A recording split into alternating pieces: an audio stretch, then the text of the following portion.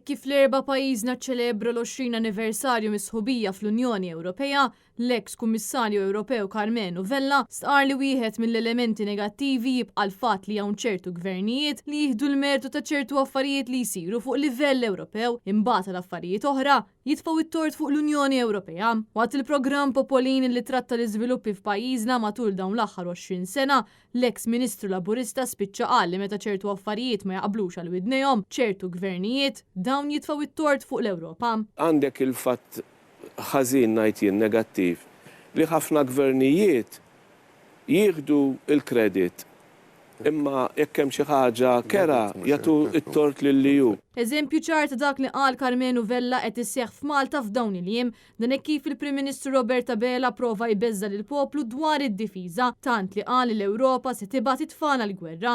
Iżda fil-verità Roberta Bela stess ivvota favur tisħiħ fid-difiża, xi ħaġa li hija differenti minn dak li kienet ibeżża lin-nies bih f'pajjiżna. Intant waqt id-diskussjoni fil-programm Popolin l-ewwel Kummissarju Ewropew ta' pajjiżna Joe Borg qal li din il-biża li qed jipprova jiżra l-Labor hija ta' diżappunt kbir speċjalment meta wieħed jiftakar kemm l-Ewropa għamlet tanġid u offrit opportunitajiet għal eluf ta' żgħażagħ u negozji Maltin u Għawġin.